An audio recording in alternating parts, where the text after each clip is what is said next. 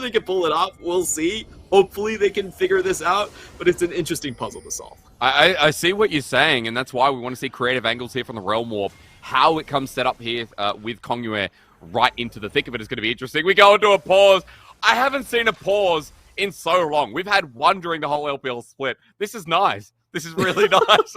I'll be honest, people hate pauses, but hot damn, for me, this is a welcome experience. Yeah, we get to catch up a little bit. It's all good. It's all good here. And you got 3 cats now, dude. You left LPL and you gained like 1 cat every year you're away from it. I don't understand. They just keep growing.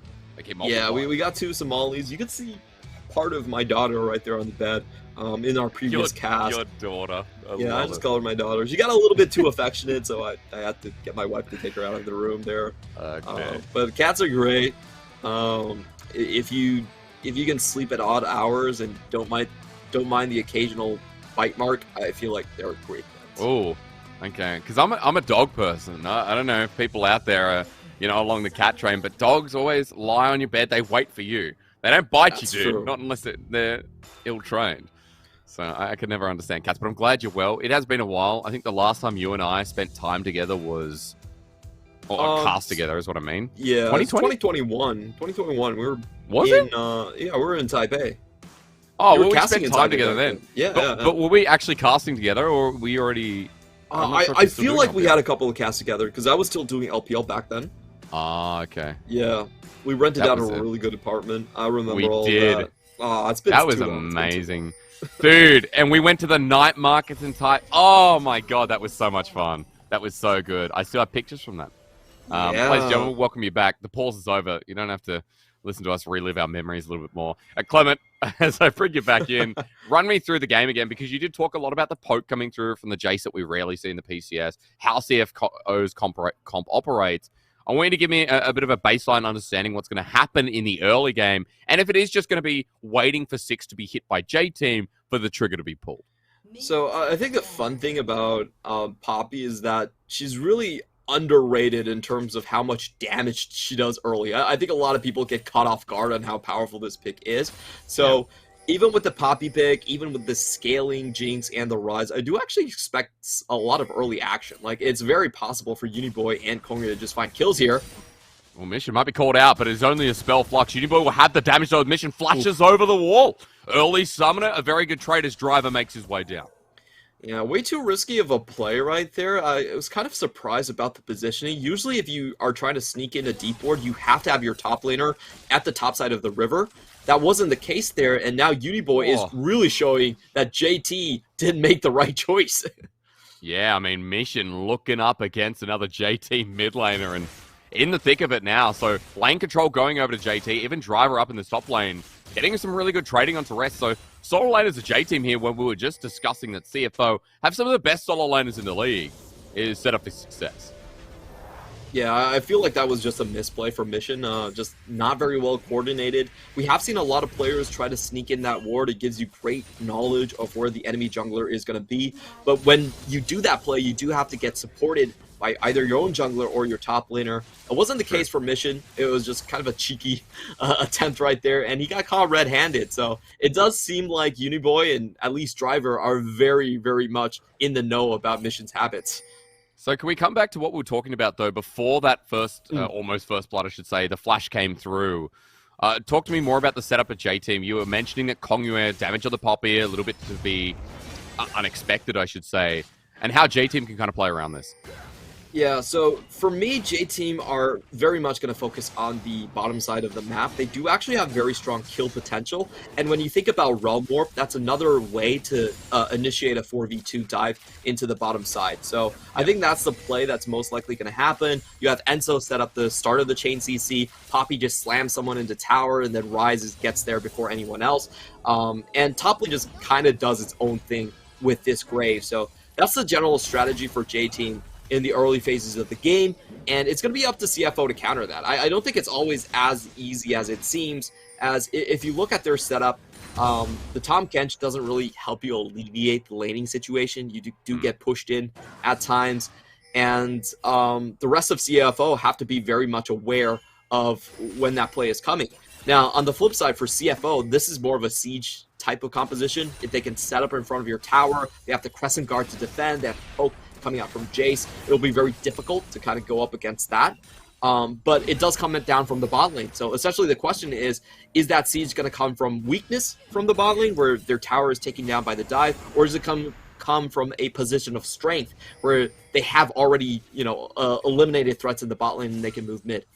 It's interesting to me because, again, it all just comes back to the simplicity of Uniboy and Kongyue and how they use the ultimates together. And if they can get that dive off. For Gemini, it might be caught out here. Kongyue on the run, but it is a phase rush, not a Predator Poppy. And Mission even taking a long way to get back around to his wave. So here in this early game, it's kind of a game of wits. And right now, just watching Gemini trying to get picks, trying to get proactive himself, as it was towards the top side, missed out on the Wind Becomes Lightning against Driver, as Enzo's actually moved up. Forget what I'm saying. This support can make all the difference. Kongyue's there. Uniboy with the flash in as well. Enzo gets blocked away. Gemini trying to be a hero, but he dies for it. And First Blood nevertheless goes to J-Team. Yeah, not really worth it in this situation. Great lane control coming out from J-Team. They have both the bot lane and the bot lane pushing and the mid lane freezing. So it's a perfect death trap being set up here by CFO. And the only response they had was trying to shove the wave in. But as you can see right now, the wave is still going into Uniboy, and he has it in perfect position right in front of his own tower.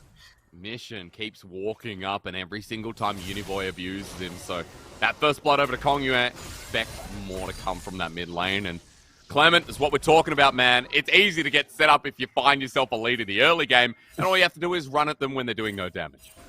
Yeah, and Koala, he's completely spotted right here, not really clearing out the pink wards whatsoever. He's trying to, but it's going to give a lot of knowledge of when Xin Zhao is actually around the area. So I just expect JT to kind of run the same play over and over again. You kind of freeze for Uniboy and push out when you want to set up that dive in the bot side. So now I just turn my eyes over to CFO and look at the 1k gold disparity. And I think how well set up J-Team is in this early game. I want to point out, though, as Mission continues getting bullied here in the mid lane. Uniboy's hit level 6, by the way, so room what to be expected. I want to bring us back because we did talk a lot about how Rest is going to play this Jace and what influence it's going to have onto J-Team. Doing pretty well in the laning phase. Serrated Dirk now picked up as well, but so far, Gemini hasn't put too much attention up to that top lane and trying to send Driver away. Yeah, I actually think this Jace, despite the idea of it being an early lane dominant champion, against a composition like J-Team, it can be very deadly in the late game. You have this Graves and you have this Jinx that aren't going to be taking a lot of damage, and Driver's getting caught. Yeah, he's got the collateral damage on top of him, but the Shock Blast doesn't go through the Hex Gate. That's not arcade at all. Driver's going to get out of there, even flashes the emote.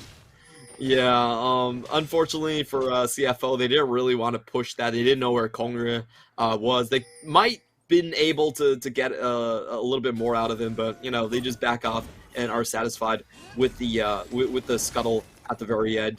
So I think this Jace it's interesting. It's not doing that hot in lane itself, but you can see that he is going to go for the tier build. This is going to give him a lot of scaling. And late game against Jinx and Graves, I feel like there's always an opportunity for you to just Shock Blast and then be able to establish a firm control over an objective, because the enemy team doesn't really have that much maneuverability to dodge out of the poke.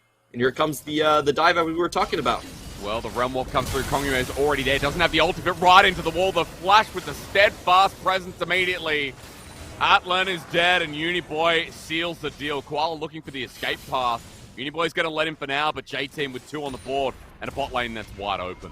Yeah, this is just way too easy. The path that J-Team took was also really smart. They knew that the river was most likely going to be warded up, so they went directly through the enemy jungle. And unfortunately for CFO, they just didn't see it coming. We know this play was coming. This is exactly how you play the Poppy, exactly what you want to do with the Rise. And the execution here was absolutely beautiful. They have the staggering blow landing from Enzo, a perfect CC chain being thrown there. Atlan has no chance to even use his flash. And now we see on the map J-Team taking that opportunity to move top lane. But it looks like CFO were the ones to actually secure the Herald, and J-Team just has to play keep away. And so making sure it times out, so Herald might be taken as we go off screen, but J-Team denying it is a big deal. Again, not giving anything to this squad. And J-Team holding full control of the game right now. kills that went down the bottom side. Note Kongyue with 1 before, but Uniboy now picks up 1 as well. So this Rise already having a great time against Mission, but Uniboy really showing up big. You and I had a lot of questions coming into this game, Clement, when we talked about Uniboy not being as flash hot as he once was in the PCS, or even back before with the LMS. This is a really good sign of life that Uniboy is here to play. Yeah, and I think the comparison for Uniboy is definitely going to be Maple. Maple also went to the LPL, did not really have the best of games, to be honest, but when he was came still back, struggling. Yeah, and honestly, those games on AL are pretty damn rough.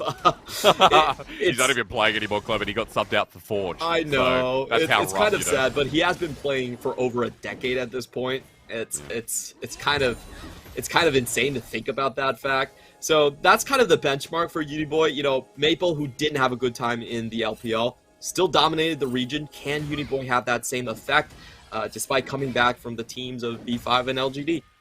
Again, another good sign here in this first game. Again, it's only best of 1, excuse me, but his Hex Flash over the wall. I didn't realize Kongyue took it. He's got a Chilling Smite as well. Mission up against the wall. The ulti there, but a Shockwave brings it back. Gemini, with max range, gets an Audacious Charge and goes in for the kill. CFO with a good counterplay and a knockup at the ready. Enso targeted once again. Gemini goes in and a double kill over to Mission. Brings Flying Oyster back in the game.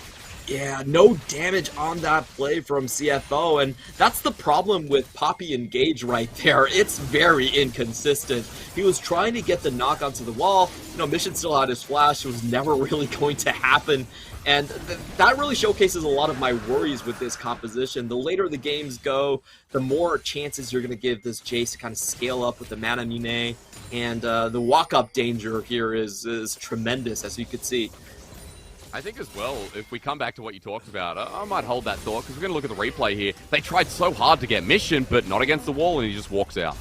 Yeah, it's the thing about Poppy is it's just not very reliable in that instance, and you could tell that he didn't have the ultimate. With the ultimate, I think it would be a different story. You can just chain that immediately and get that knock-up.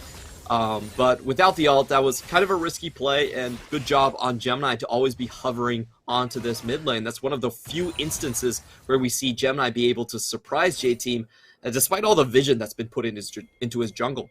Yeah, he's been tracked the whole game. Vision's a really good point, because Gemini, every part of the way, has been pinged out by J-Team, even now, over the control wall. They know he's top side.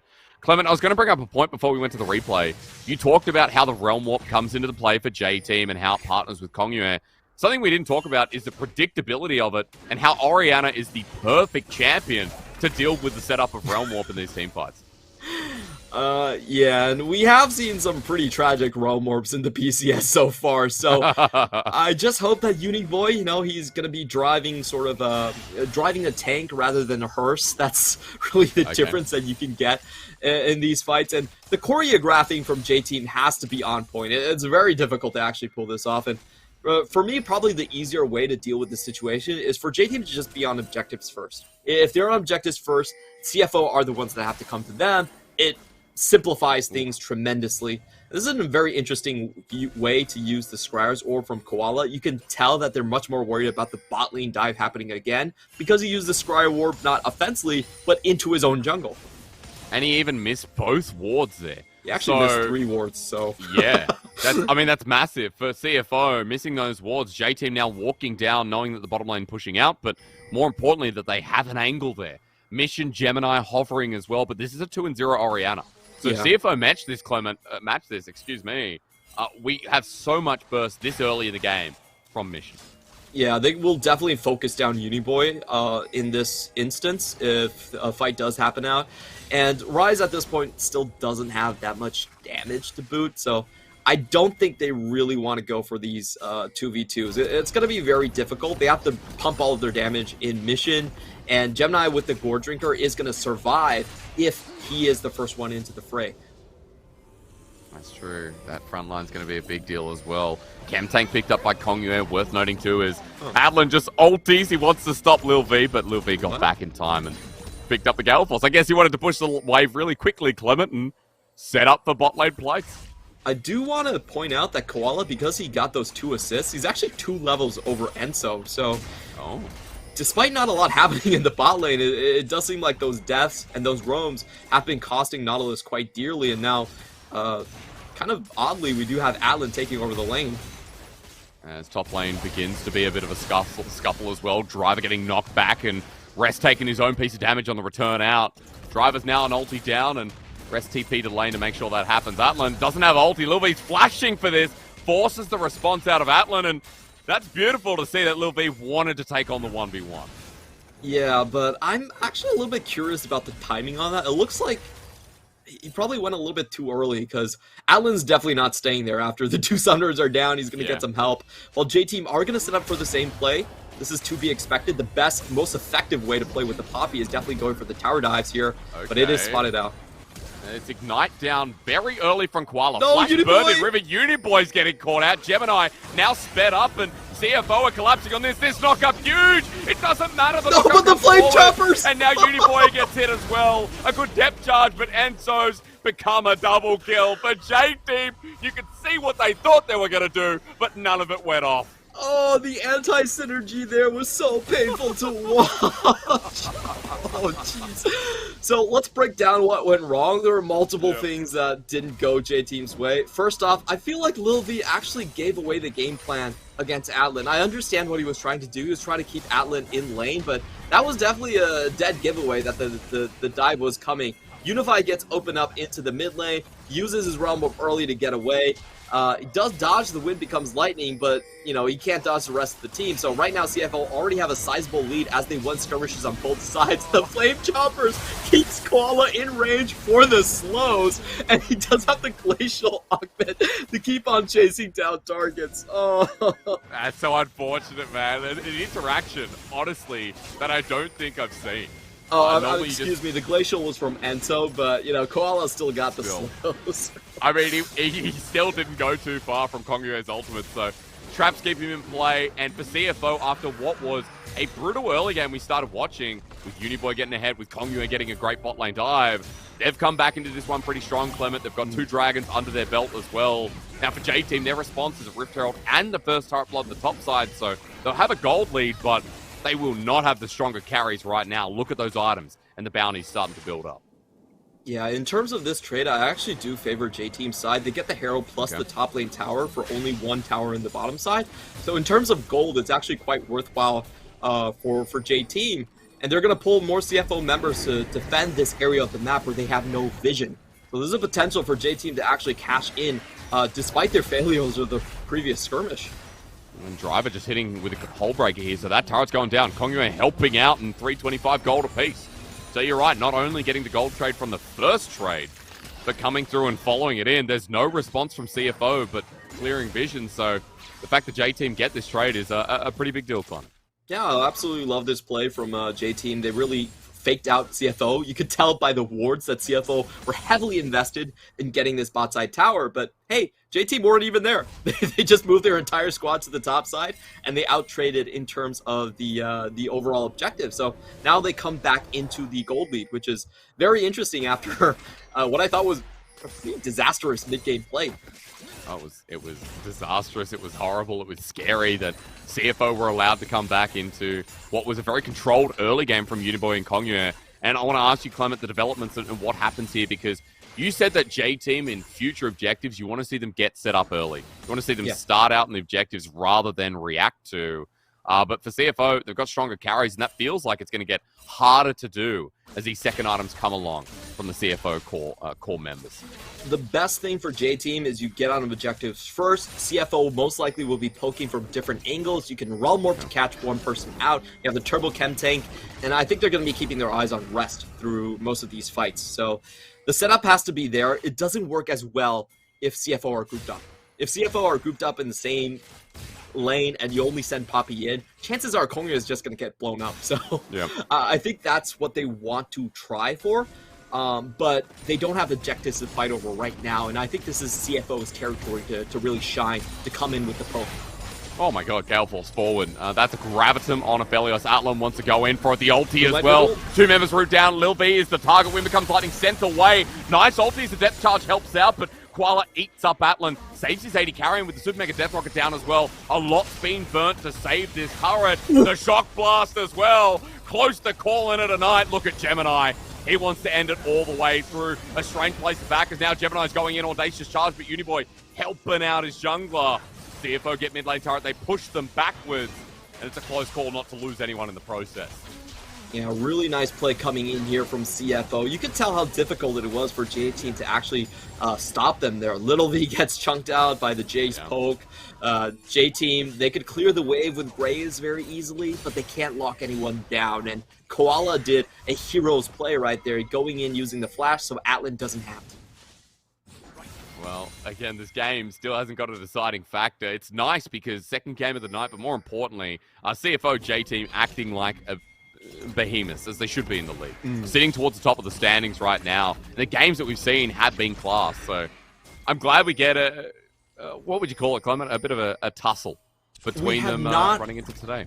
Yeah, we actually have not gotten a close game between the top teams just yet. Beyond Gaming had their way with PSG, Deep Cross Gaming crushed J-Team, and this is our first match where two teams actually feel very evenly matched up, and I think it's a great preview of what is in store for playoffs later down the line here. True. As we do see Uniboy starting to show up with some of the side lane split push himself here. Not a lot that this Jace can do, because he does pretty much know that there could be Kongria lurking around the corner, or that Nad combo just waiting for him. Yeah, that's right. And you also got global pressure to think of with Lil V, who just sent the Super Mega Death Rocket towards Baron. Trying to scout out whether CFO started that one under the guise of 20 minutes, but he's going to have that on cooldown a little bit longer now. In this game, Clement, we've got another dragon coming up. It's Ocean Soul time, and at 30 seconds time, I should say. English was not my specialty, even though it's my only language. 15 seconds till Dragon's what I'm trying to say, my dude, because right now, vision control completely dark. J-Team have nothing down there, and they're pretty defensive towards the mid lane. Yeah, this is probably the worst scenario for J-Team. They have a lot of members that are susceptible to poke. Driver is so, and Uniboy is so as well. If there was a game to build Thimblewinter, I feel like this would be it, but Uniboy going for the damage on Archmage. If you can get anyone. Uniboy forces one out of the top lane, Arrest is out, but Koala saves the day onto Driver. He goes. Shockwave onto Driver, the Dredge line connects. Depth touch from Enzo, but he's blasted out of there onto Lil V. Gemini takes the chases. They're sent back, and Kongyu's ulti will send away Atlan, but he's so low he has to disappear. Realm Warp out for safety. Soul Point acquired, and CFO are winning these fights. Let's see if Uniboy can get away from this one. He's getting tracked down from 3 different angles, but he does have the TP. Gemini, we'll see him now. Tongue Lash won't stop that one. Uniboy is out of there. But still the fight lost by J-Team, Clement, despite Uniboy surviving in the end. Yeah, straight back to farming for Uniboy. Even clears out a wave like nothing even happened. So we can break down that fight again from J-Team. I think this is a losing angle for them. Like, Uniboy isn't tanky in this spot, and Koala just easily dissuades the entire engage here. Enzo not able to chain things up, and as we mentioned, very easy for Orianna to just set up for a perfect shockwave. In this fight afterwards, you can tell that Atlan is just not getting touched. Like, they can't fight. They can't have backline access with the composition that they have drafted. So Koala is basically allowed to just pile dive onto the front line and just push everyone away. You did tell me how easy it's going to be if CFO are grouped up in front of these objectives. Like, what can J-Team do? How hard the comp is already to pilot makes it harder with CFO getting grouped and Atlan not getting touched. Yeah, they really need to get creative with the Realm Warp. I was a little bit disappointed we didn't get to see some Realm Warp shenanigans into the backline and send Kongria into a better position right there. But so far, it doesn't seem like J-Team are really starting to think outside of the box. Maybe if they lose another team fight, they will start to kind of come to terms with how difficult it is to walk up with this comp. True. And then you have to get creative whether you like it or not. I want to point out that for Uniboy, you were talking about the build prior to the last fight, and while we have a bit of downtime, seeing Seraph's Embrace on a rise, not something that we normally see in competitive. I don't know, Clement, if you have a different insight, having now cast the PCS for so long, but for Uniboy, everyone else is building the Thimblewinter you talk about. We're seeing Frozen Heart from people like Doinby. I don't really like this build from Uniboy. I understand what he's trying to go for. He's actually trying to do solo split push against the Orianna. But we'll see if it works out. Shockwave's going to bring him in. I don't know what Uniboy expected out of that. He's dead. Clement, he's dead. That knockup, beautiful from Koala. Lil V has the Gale Force to get out of there. You can see the keeper's verdict says, please let me go. And CFO get an absolute freebie. Yeah, if there was ever a situation where I felt like the Wise needs to be tankier, it would be this game. Like, he has a very difficult time just surviving the Orianna and the Jace. And, you know, the Seraph is just not doing him any favors in this one. J-Team really have to scrap one out. We still have Super Mega Death Rocket. We do, so Lil V, but he's run out of mana. The Chompers go down, even Driver caught out on the right wing. Rest chasing him down, hammers to the sky, and Driver, a Mortal Shield Bow is activated while on the top side. Koala's forced to fight again. Ignite goes down onto Enzo, but they're just forcing them away from Baron. Kongyu wants to get in, but at no HP, he's a one-shot. A little bit too early as CFO wait for him in their lair. Rest survives with Mega Death Rocket Wall. Look at this! Hang on, Koala going into 1v3, gets helped out by Mission. What a pro, while Driver on the wing wants to finish it off the smoke screen. Eaten up, Koala wants Mission to live on, but he's still there, bursting them down. Driver can't do much. Boy can't get the realm up either. No. It's a disaster. J-Team erased. Oh, that was just struggle street for J-Team. They lose their members first. They're already in a bad position, and then they get baited and outsmarted as Gemini decides to hold on to the Baron HP, knows exactly what Kongyu is going to do, and just finishes him off as easy as you would like as he flashes over down onto the Baron pit. So, I don't really know what to say. J-Team are playing from a losing position, and then they doubled down on a bad play. And again from CFO, I remember watching this, was it 7-9, Clement, that I was watching this? Or I'm not sure, but their mid-game, such a big strength as we watch again how they just kept zoning out Kongyu. Yeah, Koala just stays alive forever in this one, and no, they know exactly the play that's coming. Kongyu goes down and finds... Gemini even has the W ready to wait for him, so completely telegraphed, and right here is just the Koala show. I want to see how Uniboy manages to not find the Realm Warp right here. That's the only question I have about this fight. It looked pretty good at the start. They do find the kill onto Koala. Driver has to flash for it. Enzo has to flash for it as well. But somehow the Realm Warp was not there. He clicked out. Oh, no. Oh my god. Remember, if you click out of the Realm Warp, Lyrics talked about this mechanic a lot, and we've seen it. I think it was the Fnatic game made it famous. You click outside the Realm Warp, the game treats it like you're not going to take it, and it doesn't matter if you're over it. You're not taking it. Yeah, sometimes intentions don't really matter. No, Clement, he hurt us. Uniboy, you can't rebake now. I'm so sorry. We're in a pause, folks. And Clement, in that game, there was something that was on my mind. I'm trying to think about what it was. It was close for a while, and then I feel like J-Team just completely misread how they were supposed to deal with team fights. Yeah. And CFO just wiped the floor with them 2 fights in a row, and the game's now wide open. And it feels, again, done. For CFO, a really good mid-game. And I was saying this before at a point where it was actually against Impunity, to correct my mistake, where it was very back and forth for a while, but then CFO, really good shot calling, really good decision-making, closing out that mid-game strong. A very general point from me, but I do feel like the CFO are really impressive from what I've seen past that 15-20 minute mark when we get out of the laning phase. Yeah, CFO are the team that I feel like does macro the tightest out of any of the teams that we've seen so far. Their teamfight positioning has been really a joy to watch. They're just hitting all the notes correctly.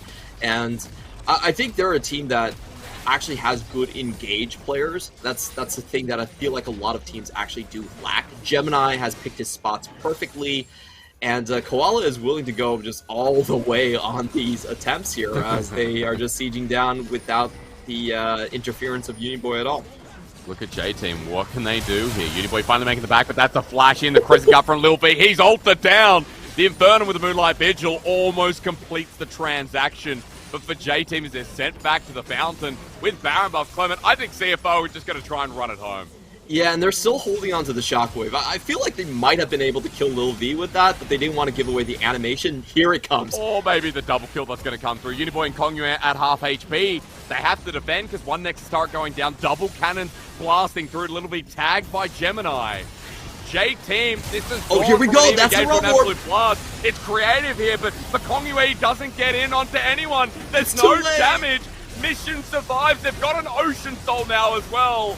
Lil B running for the hills as the Shock Blast finishes the job. J-Team, you know what? The new version, not better than the old one, apparently, as CFO stay undefeated in the PCS Spring Split. Well, the game's not over just yet. J-Team's still going in again. One last auto attack. There it is. CFO does